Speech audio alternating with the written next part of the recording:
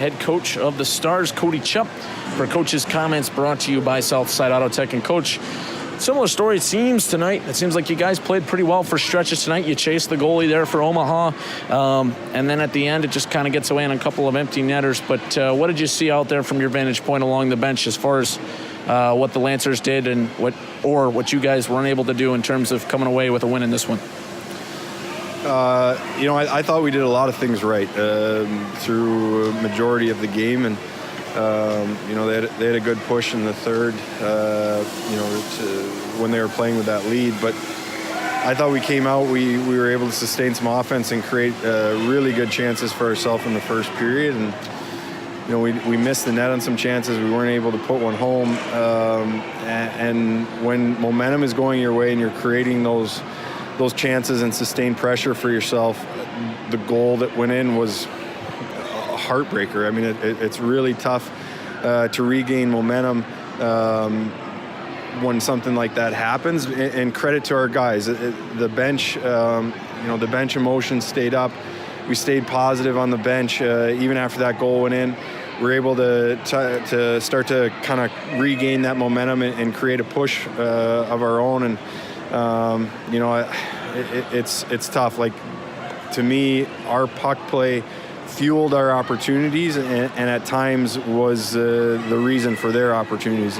If you look at the one goal that they scored with the high offensive zone turnover on the rush, they create a breakaway out of it.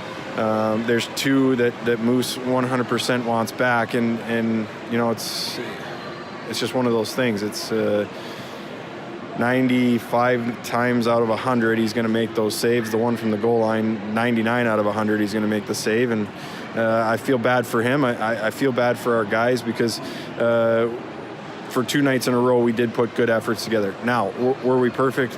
No, we weren't. And our puck play has to continue to improve. Our puck IQ is the biggest thing there. When we're simple and we're quick in transition and we get to go play in the offensive zone, good things happen for us. But when we complicate it, especially at the blue lines, our decisions at the blue lines are the difference between creating chances for ourselves or giving up chances against. And, even the first empty net goal that they scored, again, it's, we're standing there at the blue line flat-footed. We try to make a move around a guy and they get a poke and go down. And, it's frustrating because a simple decision or a simple play there maybe allows us to regain some momentum and some offense. But I was pleased with our effort through the course of the last two nights.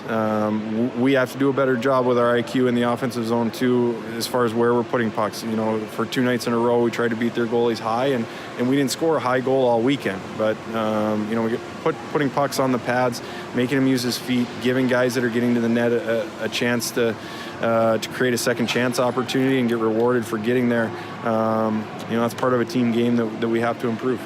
Now, you mentioned puck play and puck IQ there.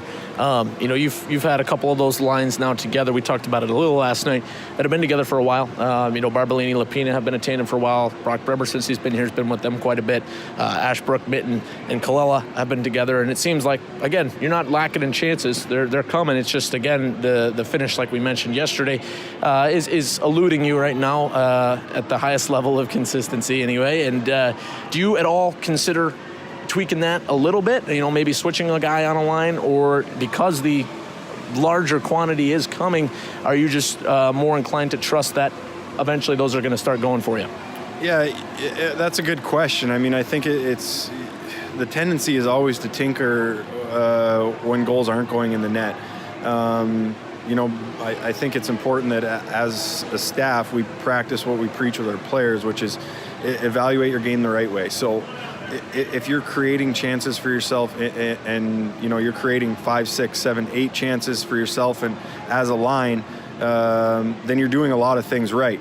If it's the last 5% of those shifts or those chances that just aren't going in the net, but you're doing everything right to get you to that spot, to get that chance, then it's just about bearing down.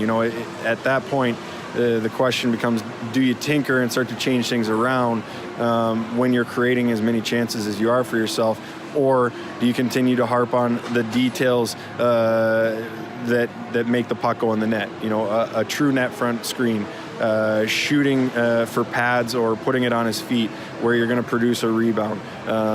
You know, layers over the top or playing through the seam, different things that are going to help create better quality chances or second chances or third chances for us is the things I think we need to continue to work on.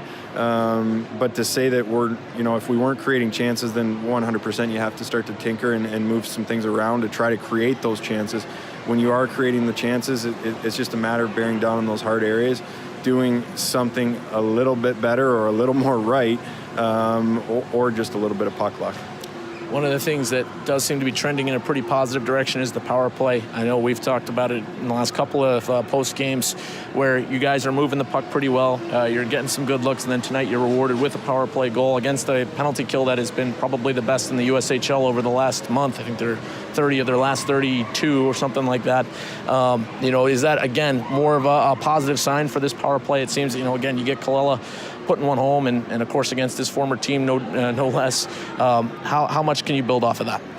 Yeah, I think this weekend on our power play, we can take a lot and build off it, and every penalty kill is a little bit different. So the way they pressure, what they do to kill penalties is a little bit different. Omaha's a little bit more passive, which makes your power play look probably a lot better. But one thing they do really, really well is getting shot lanes, block shots, and they're really hard around that net front when they get a loose puck. They're really good at surrounding it and getting that 200-foot clear. So aesthetically, it looks really good because you're zipping the puck all around. But if you're not able to penetrate the interior and get pucks into that hard area and produce pucks to the net and second chances at the net, then it's just cosmetically really good looking. What we did better tonight was penetrate into that area. The goal that we scored was a little bit of a broken play, but it was a really good read.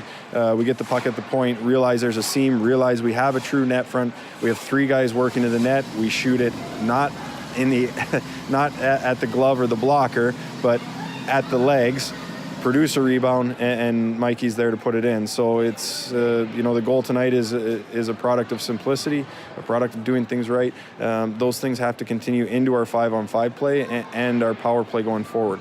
All right, Coach. Well, we appreciate the time, and we look forward to talking to you during the week. Yeah, thank you. We'll wrap things up after the break.